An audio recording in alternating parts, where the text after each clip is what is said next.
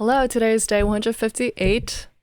Yesterday I was out of service. Today I want to answer the pressing question of why 1700s suck so bad. I'm going to show you a slew of games that I played today, and we're going to go through them and look for common themes and patterns, including myself, because I am in the 1700s, and let me tell you, I suck too. So let's jump into it, because you cannot believe what we see today. All right, so here, we're just going to play through it kind of quick and show you. This is Caro-Kann on the board. Everything's normal, boring. I actually, Engine actually says that I'm doing worse, but okay, what the F is this? Thank you. Thank you for the rook. Okay. I kind of thought they were going to do that. And that's why I decided to take the pawn, because I was like, okay, there is the odd chance that one of these guys may try to come and kick me out. And in that case, thank you very much for the free piece. And here it's actually entirely free because this guy is hanging too. So let's see how long it took him to play that move. All right, it took him 20 seconds. So yeah, that was bad. Let's look at this one. This is a King's Gambit. We enter this fun little thing. Basically, the knight should not leave its post because the knight covers a critical h4 square.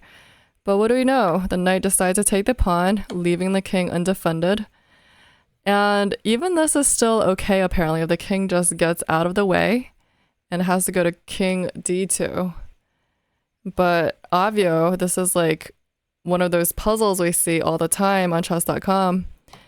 Now it's extra bad. So let's enter a king chase, honey. Let's go. And now it's just fun. Let's checkmate the king. And here I actually missed mate in 1. Can you see it? I miss it. Hint, it's a queen move. But we find mate eventually. All right, that happened. All right, let's see what happened here. Oh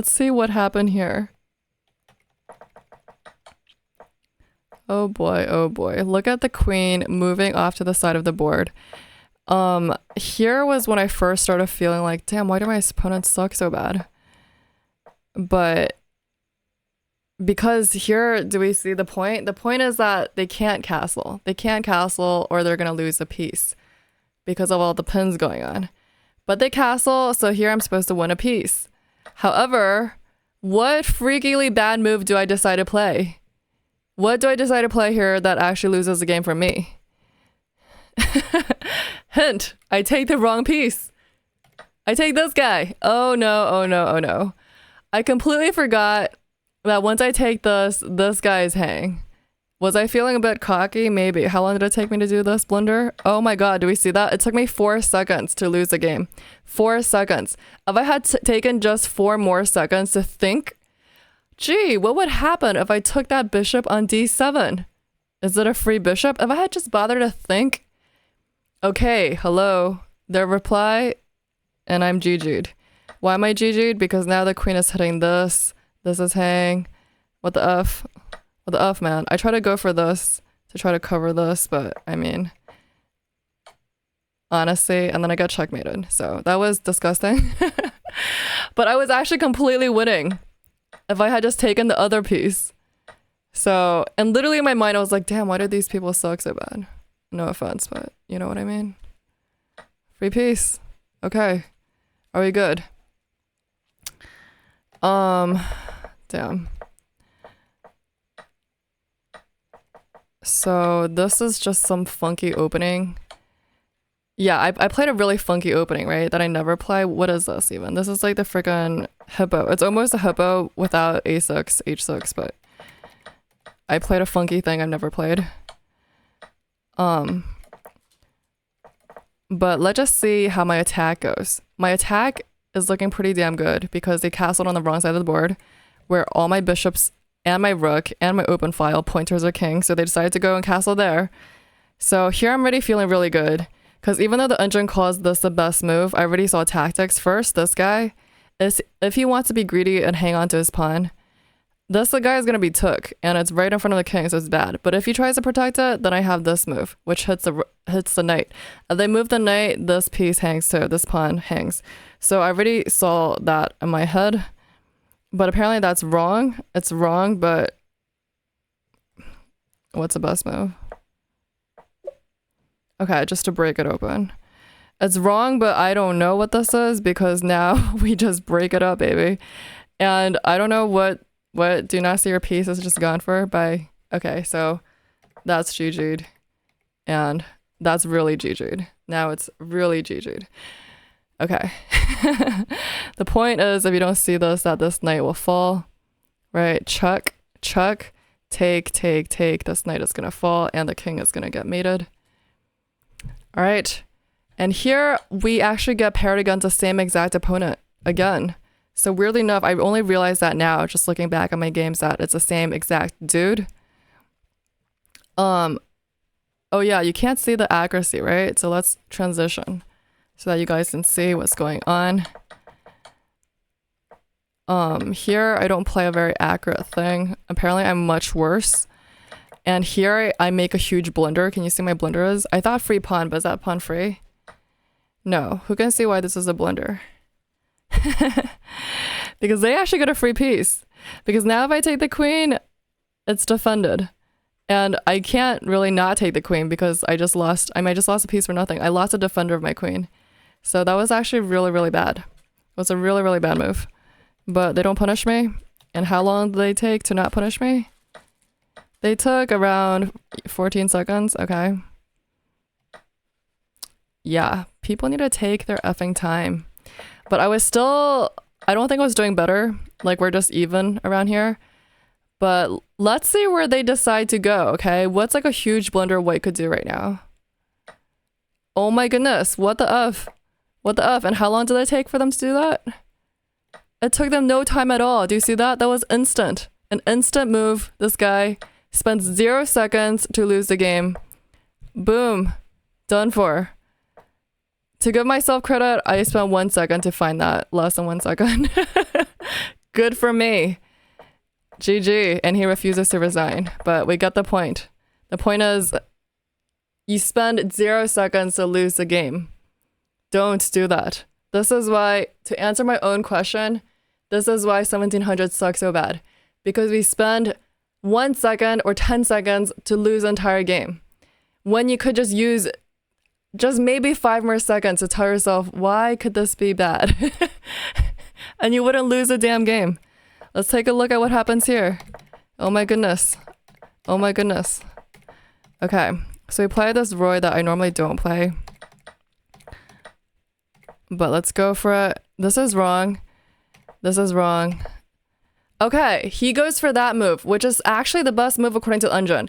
Now, if I actually spend 2 seconds on this, I could think like, okay, what's the best move here, okay? What the F? How long did it take me? It took me 4 seconds to decide to take the knight. Hello? Why can I not take on h3 for free? Can I not take this free pawn and hit the rook? Can I not do that? Why couldn't I do that? I have no idea. It takes me 4 seconds to decide, I don't want the free pawn. Let's take the knight. I don't know, man. I mean, apparently I'm still better, but like, yo, what the F? Anyway, and is your bishop not hanged, dude? How long did it take him to blunder his bishop away? I was actually thinking about what they were trying to do with this knight move, because I was like, huh, did they just give away their bishop? But apparently they do. They do. It takes them about 20 seconds to decide they want to blunder the bishop with a discovery on the queen. So I was like, okay, that's interesting, man. That's interesting. So this is now interesting. I feel like I'm completely winning. And here, of course, I should see the very obvio mundo threat. But I'm like so preoccupied with like this pin on my king and this discovery and tactics and like trying to hold it all together that I decided to go where? Oh my god, I just lost a completely winning game. To be fair, I actually took about almost a minute coming up with this blunder. But the best move, obviously this fails to checkmate, which is what happened. The best move here is just to hit the knight and block the queen from checkmate. And actually, if they just do something random like I guess, protect the knight or something. I think I can even take it. I think I can actually take it. I'm still better. I can get out of the way, or I can just take the damn thing. I'm still better. I have an extra piece. I have so much more material. Look at this. I'm up freaking 3 in material. I could just give back a rook. I double the pawns. No problema. What the F? I spend a minute to blunder checkmate. I have no words. I just don't know. I don't know. So if we counted how many games was that? Let's just say 4 games. Let's do a tally. Okay, let's do a tally. Let's say 4 games.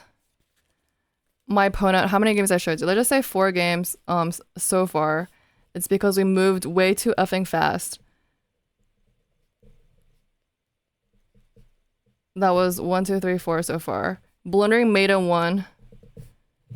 That's been 1 game so far, right? Has it been 5 games? I don't know. So it feels like that. So let's just continue.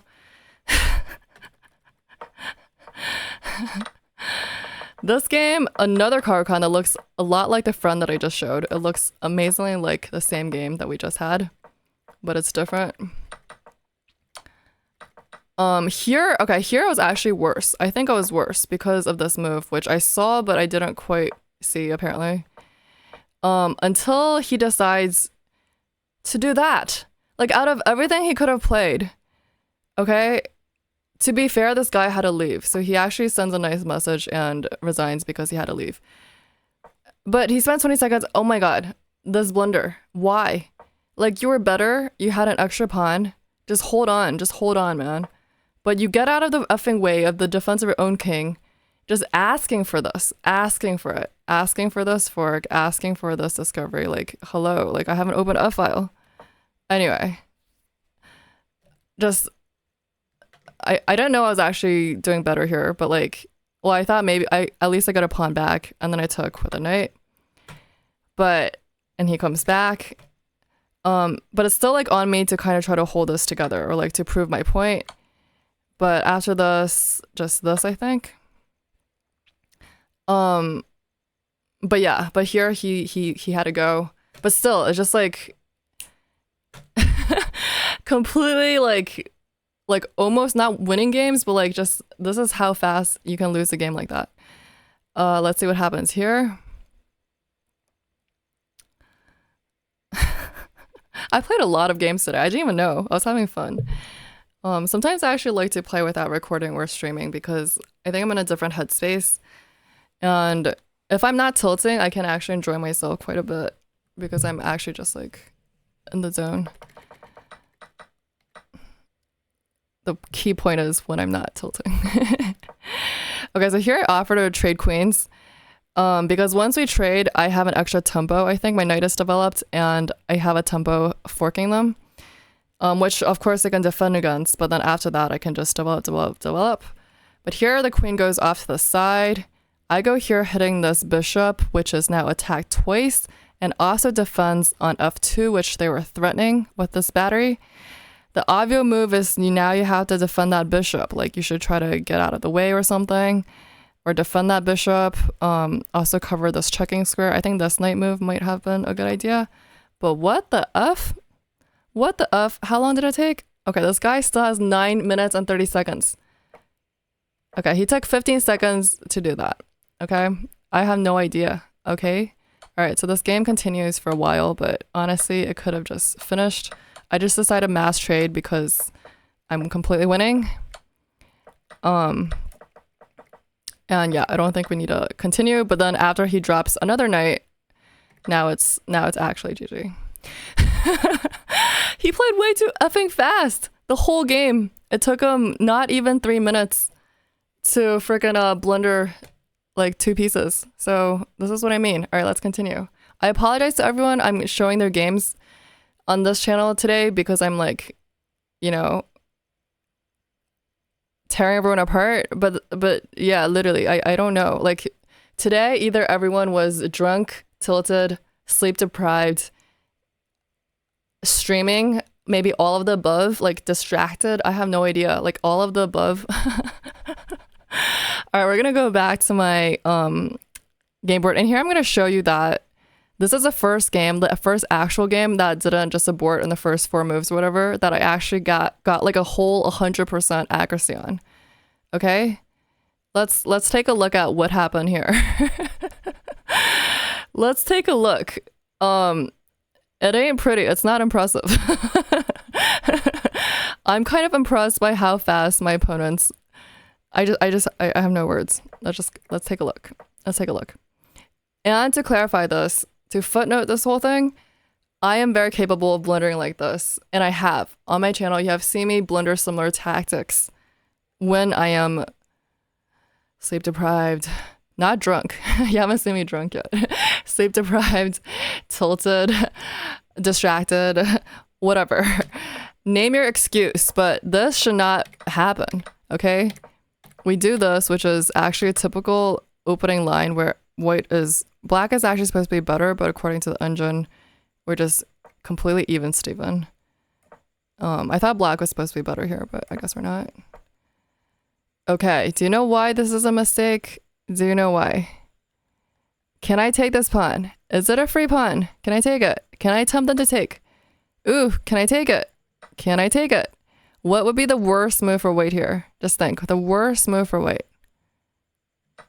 Oh my goodness. Oh my goodness. Oh my god, he spends 1 second. 1 second on that move. 1 second. Oh my god. All right. Oh my god. All right, that happened. Oh my god. Oh my god. Oh my god. Oh my god. Yeah, on my channel, I have missed this tactic like 3 times in a row, I think. One game I actually had a discovery against a queen. I don't do it.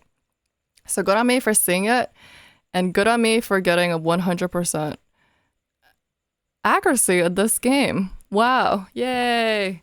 Yay. Although I hope I never see this again. Oh my god. I just don't know what this is. All right. Oof. Okay, okay, so let's continue. My next opponent is called Chinese Medicine, which I can appreciate, right? I was like, cool, that sounds cool.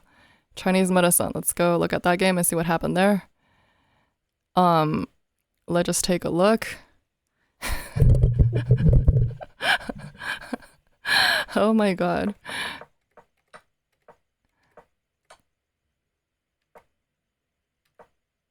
Okay, this all looks normal to me. This all looks normal.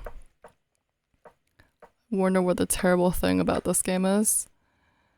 Okay, so here, I think this was such a big blunder taking because they allow me to open my rook and they don't see the threat. So it takes them 4 seconds to not see the threat and open my F-file for me, which I had no idea was this winning actually. I'm glad I looked at this again. But what the F? Was the knight actually out of squares? No, it wasn't. It could have come here. Although, could I have trapped it somehow? Could I have just gone here? I think maybe he's actually trapped. Yeah, maybe the knight was trapped. Maybe that was a problem. Maybe the point is the knight was actually trapped. So, I guess he didn't have anywhere to go, but thanks for giving it up. Just like that, he gave it up without even a fight. And this is really funny now. Oh my god. Oh my god.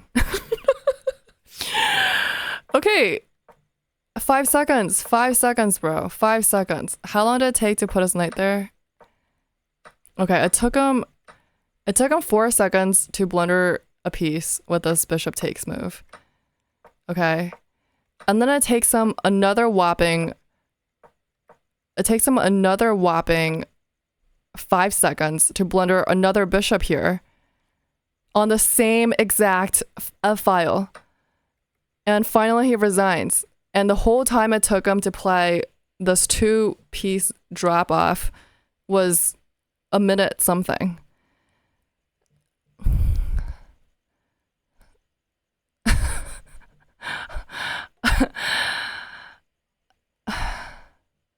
I'm not being harsh even.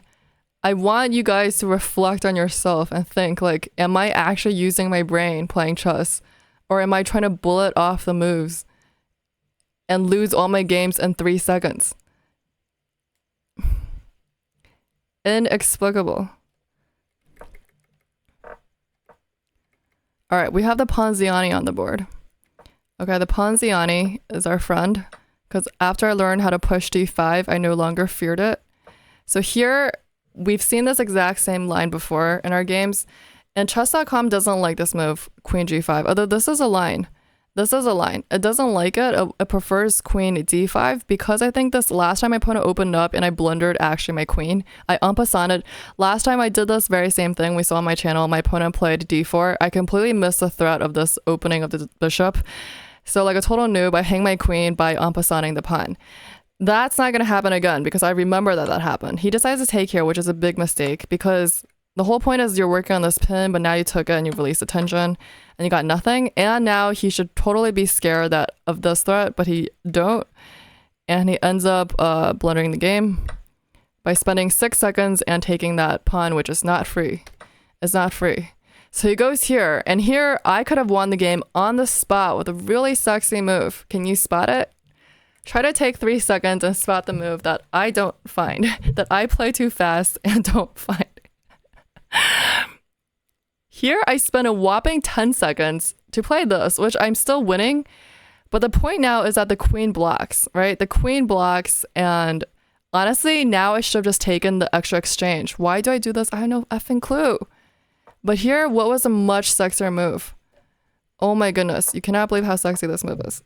Bishop freaking a6, man. Bishop a6, now I win this definitely for free because the queen can't even block it. I was like, holy F, I'm never gonna miss this again. This is too hot.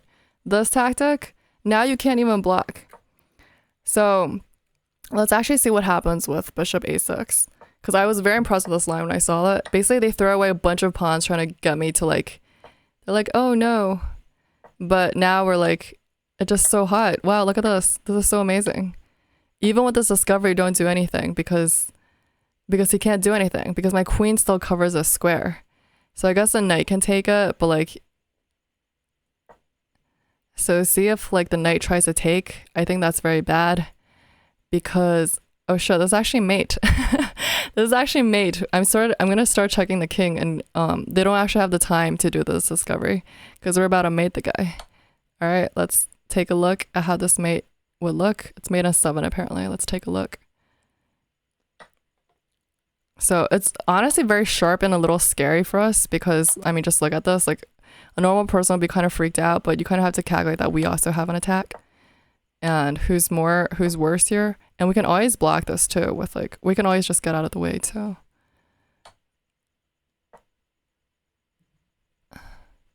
But even here, even without me, we can just totally trade off our pieces and we still have like 10 extra pieces on the board. But let's just play it out.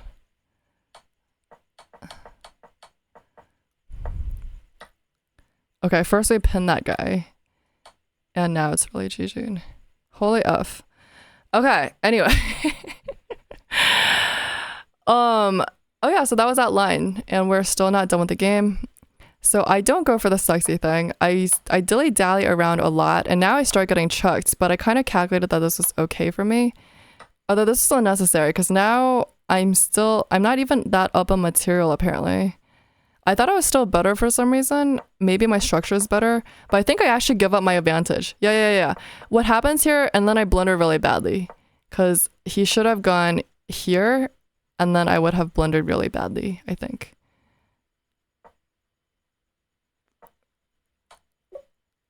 Yeah, because this comes with Chuck and then he takes this, I take and I drop a piece. So you don't find it until too late. Here I really like this move, which tucks the king in over there. Now apparently I'm worse, but I don't really understand what went on here.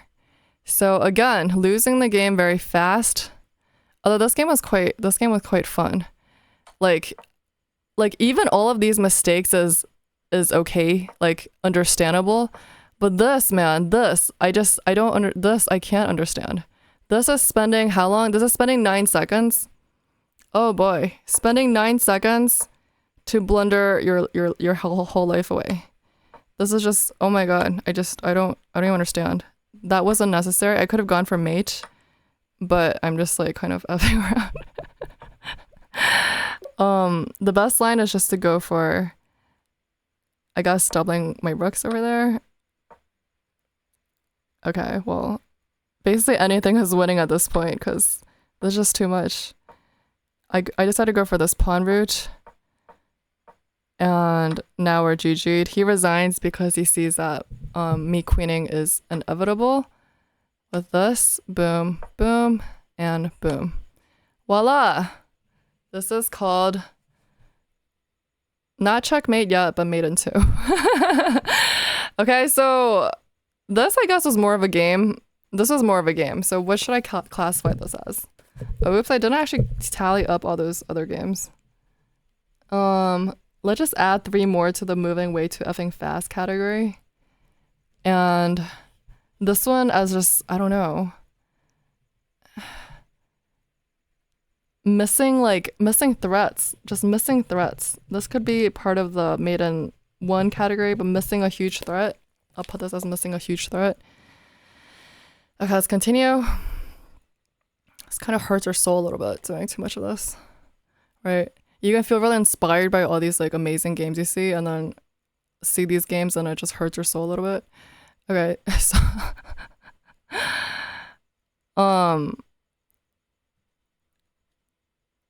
okay, where did it go? Okay, let's review this.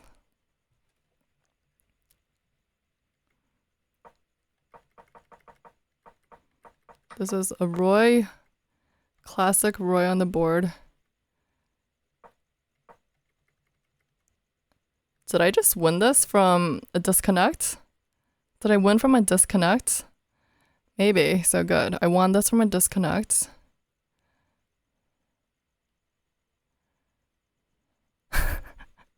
Can't brag about that one. This one I actually lose very deservingly. I think my opponent played better. And we can take a look at that.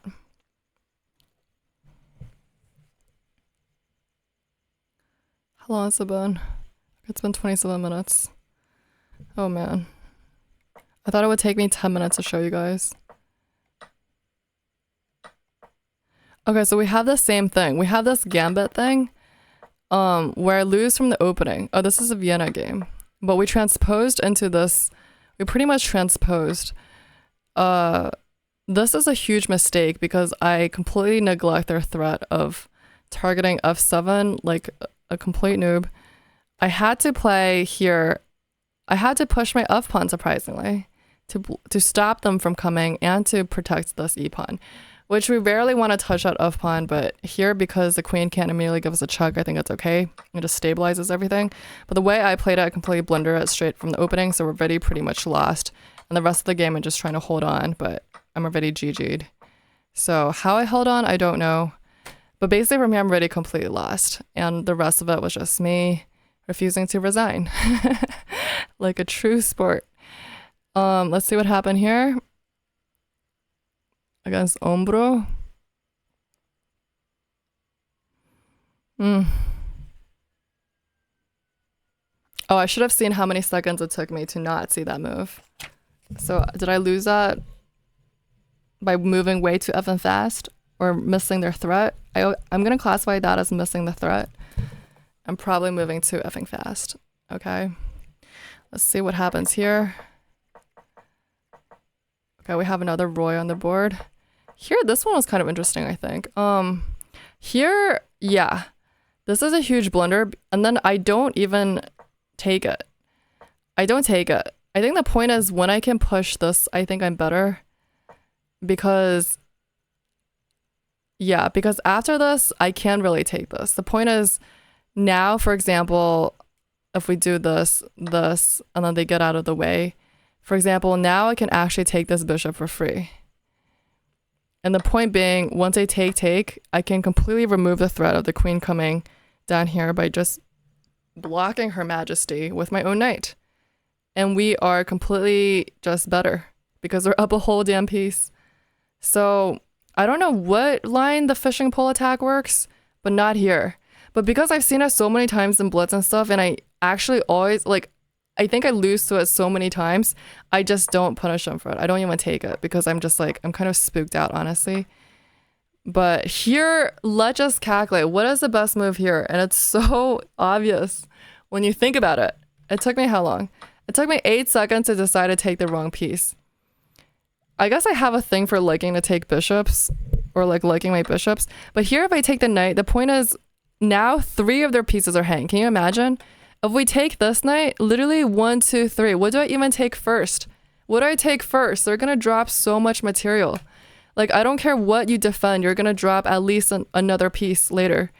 So taking that other guy was so much hotter. And I take 8 seconds to not even think about it. So I'm going to say I moved way too effing fast here. I guess I still win it, but like, for real?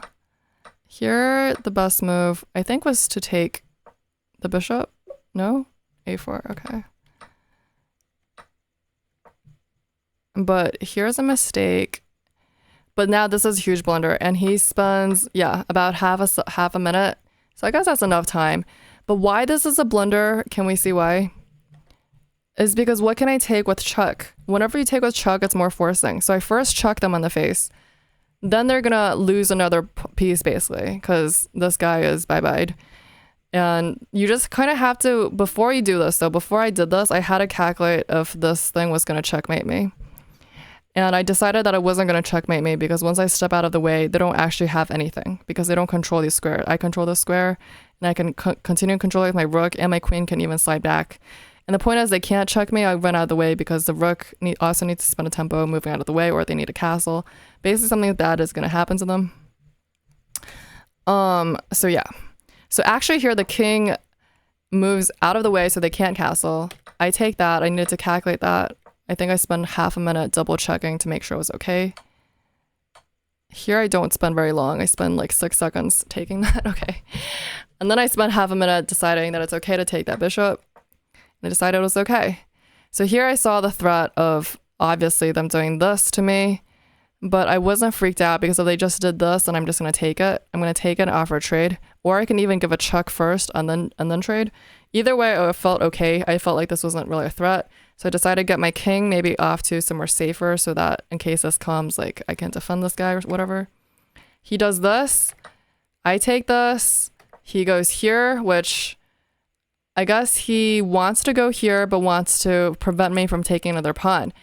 But in my mind, I was like, okay, cool. I see your threat and I am actually going to ignore it because it's not really a threat. Because in my mind, I was like, if you go here, I already see my nice follow-up. I'm going to just go up. He does do that, so I go up, like I promised. And here, as black, you should do what? What am I attacking? All right, this guy spends 5 seconds to blunder his rook away with Chuck. Bye-bye. And it should be GG, but no GG because we continue. The point is, you have to spend time thinking before you blunder, not after you blunder and then try to save the game. Chess is one of those things. I was actually just thinking about this last night, like before going to bed. I was like thinking about the analogy between chess and life, and like maybe chess is not one of the ways in which chess is not very accurate or representative of life is because it has too little margin for error. Like in chess, if you blunder once or make a mistake, sometimes your whole thing is just thrown away. Like it's actually really hard, next to impossible to recover if your opponent doesn't do the same. Whereas in life, I feel like there's more room for 周旋. Like there's more room to circulate and kind of mediate and redeem yourself, you know? Like you can make a huge blunder, but it's not just going to be GG. Whereas in chess, it's like kind of like actually almost every move could be fatal. So I was thinking about that analogy last night. But at this point, they don't have anything. I'd be more freaked out if I didn't control this so perfectly. And I almost made a blunder of going here, trying to do something, but then I was like, oh shit, that would blunder this really badly. So I'm really glad I didn't do that. I decided to go for this check. And now the best follow-up for white is probably to go here. And this actually leads to a pretty mate. So we can see that line, but I decided to check from here instead because I didn't calculate that whole line through. But we can just appreciate that line because it's actually quite nice. And we can do a line appreciation here. The reason why the queen is forced to give herself up is because let's say the queen doesn't give herself up. Let's say, I don't know. Our next best move is queen e7 or something. Let's just do an appreciation of what goes on here.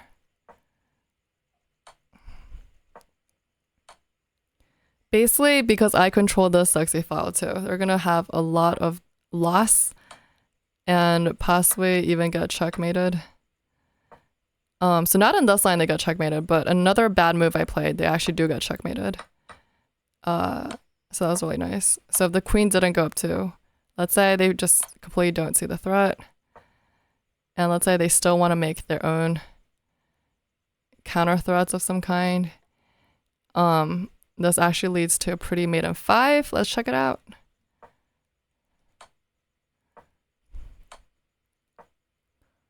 Yep. So sexy. So nice, so nice. So that doesn't happen because nobody got the time to be checking out mate in 5s here. But I felt very confident. I felt very, very confident. After I pin him, he resigns. Finally, so that was a good game. That was fun. And then, what did he do? Yeah, he spent 5 seconds blundering the rook in that one. That's what happened there. Let's see what happened in my last game. I don't know if I want to play more. I already played too many games today. But I'm telling you, this is why 1700s was so damn easy for me to slice through. Because I feel like none of my opponents think. Like, none of them are thinking or, like, using any time. No, myself included. But I actually felt the 1600s were so much harder. Like, they put up way more difficulty and resistance. The 1700s, I think, were just feeling like, they're just kind of chilling out, you know? So this is the Noah Gambit, which I've seen a lot. And because I've seen it so many times and actually lost so many times, like every time I see it, I'm like, okay, this is better for me. This is better for black. But then every time I couldn't refute it. Like every time I would actually end up losing terribly. So because I lost so many effing times in this, I really just learned from my experience that it's so crucial that you have to push h6 when you can. Like whenever they make like kind of like a slowish move, before I would be like, oh, do I develop the bishop? Do I like come here and pin? No, you really need to just kick this guy out of the way, because in the future, all their tactics rely on like the queen coming here or like their knights being implanted here. You gotta kick him out of the effing way. Like ASAP. Kick him out of the way. Here, I was so sick of seeing him, I actually decided to take him while damaging their structure. The best move is not that. It's to prepare pushing and etc. etc. This is a line if you're curious. I looked at the line, but I'm not going to remember it. But it's actually quite a pretty line because I completely up the structure. I gain an extra pawn, and life is really good for me. They're way underdeveloped. 2 extra pawns, actually. Life is really, really effing good for me. But I can't remember that line, so we're not going to do it. I just decided to just take it while opening this up, and I offer a queen trade. She accepts. At the end of this, I think I actually blundered this. Yeah, I think I actually started blundering this whole thing because knights are too tricky for me. They're really frisky. And here, I'm like forming some threats against freaking f2 / this. But this knight is so frisky, and I start blundering everything away. I blunder 1 pawn, then I blunder, and then I don't know what I was trying to do here. I gotta stop him from coming here. I'm just blundering more. I just like lose this whole thing. I blunder another pawn, and oh my goodness, I should have asked you guys to find the worst possible move for white right here. It's quite natural looking, but dude, okay, I can't even blame him for not spending enough time. He did spend about half a minute here. But come on, you have to calculate the next move. Oh my goodness. I couldn't believe this when I saw this. I was like, oh my god. The heavens have rained fortune on me. Like the minute I was like, oh my god. You have to see what's behind your piece. And be aware of where your king is. This is like that game where I was kind of losing, but then the opponent blunders into the pin. So I guess we're not very good with our rook placements. But after this was just kind of good converting. Apparently this was really bad because because I blundered that away, and apparently it's a draw, but somehow I convert it.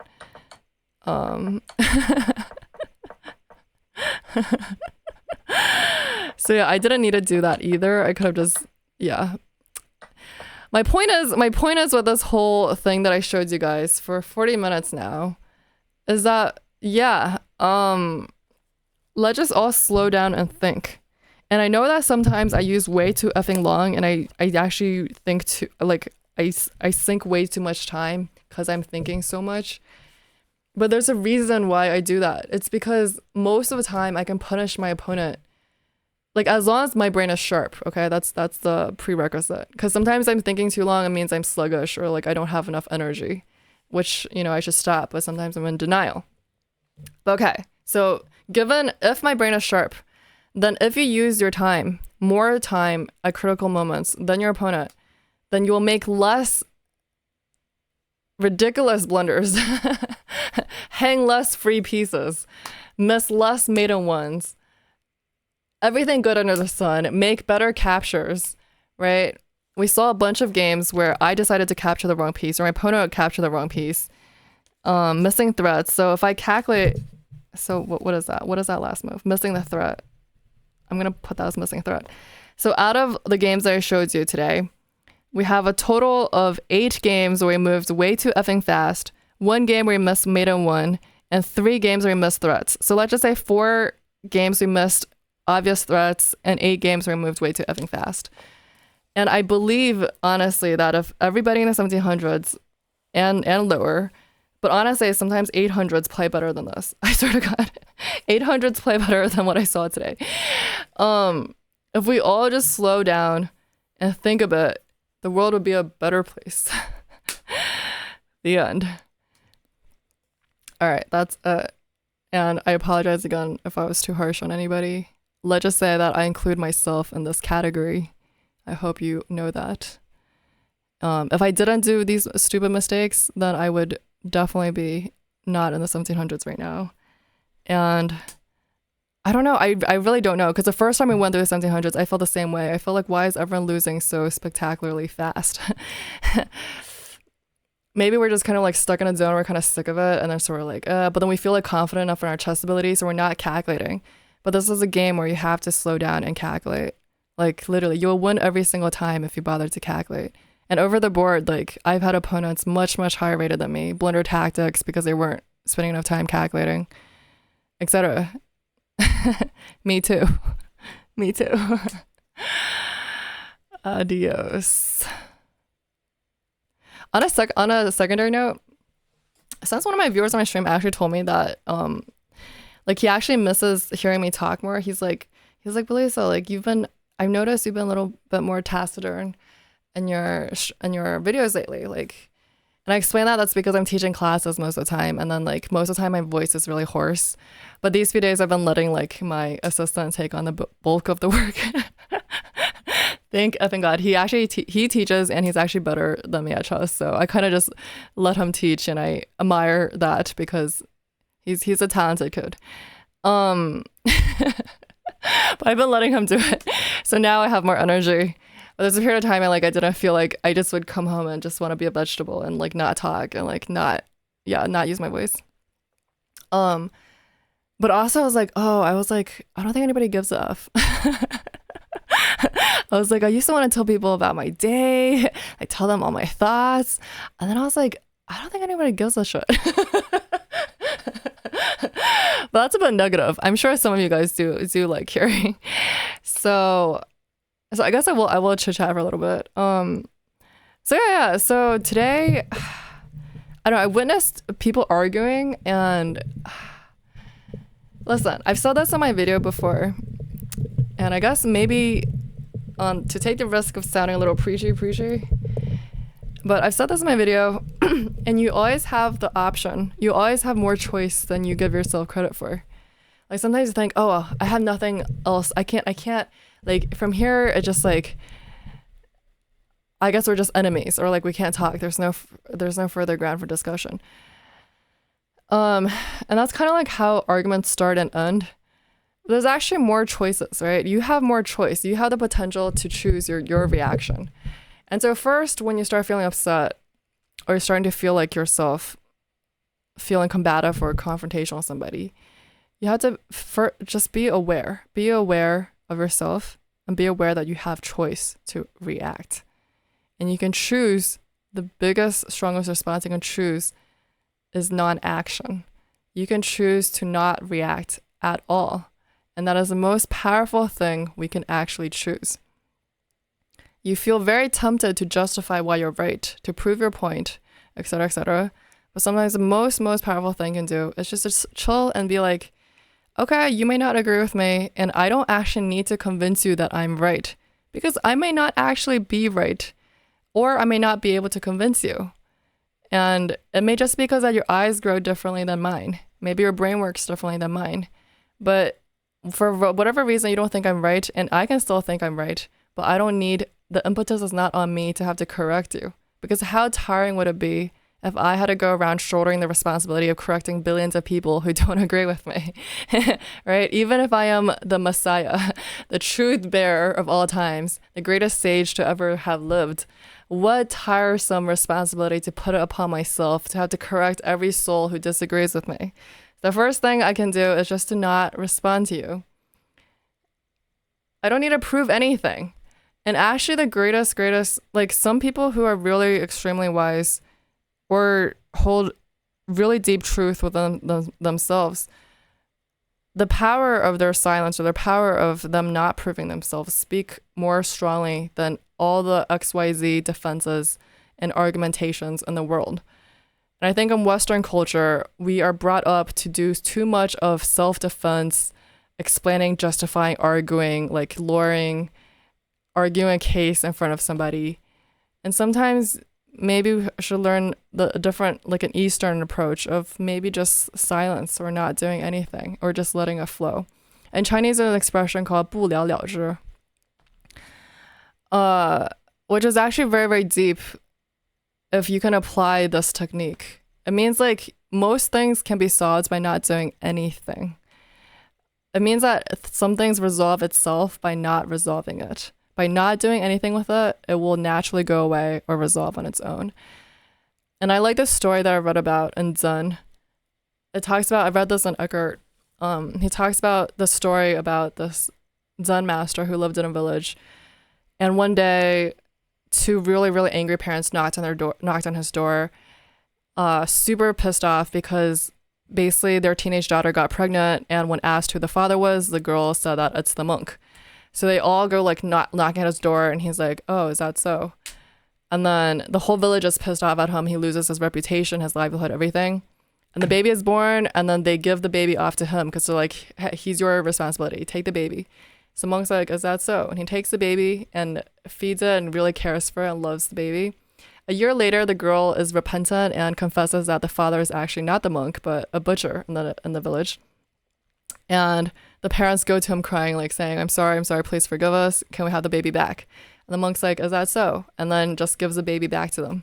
Without attachment, without being like, oh, this is my baby. I've cared for it for so long. I've given it all the love and care in the world. He just nurtured and cared for it for that 1 year when it was under his care. And when they came to take it away, and he was like, okay, here you go. It's right back. And the point of the story is we have a lot to learn from this monk and his philosophy of life, which is there's no need to try to argue or justify with anybody. You carry the truth. And another expression I really like is 如果想人不知，除非己莫为, which means if you don't want anybody to know about it, the only way you can do that is by not doing it. The only exception is not doing it at all. The point is, like, sometimes we feel guilty or like we're trying to hide whatever, but the truth will come out. The truth always comes out. Even if you think nobody knows, it will permeate your own subconscious and your life in a way that it will, in fact, influence things and become a reality. So I always think about that. It's like, even if nobody's watching you or judging you, it's like if you don't want anybody to know, it's basically like do the right thing. But it's like, I guess the opposite too, right? It's like, if you have the truth, you don't need to do anything because it will also stand by itself. So, right. So I guess thank you for allowing me. I don't know who followed me thus far, but that's something that I want to share about our power within ourselves to choose our responses and to not react and to not even judge other people's actions or our own. Take things as they come, treat it with love and kindness, and when it's time to give it back, to return it also easily. There's another expression I want to say, but I kind of forgot. It's like easy come, easy go, but what's the expression? I forgot. Or it's not coming to me immediately. All right, that's enough. That's enough for today. Adios.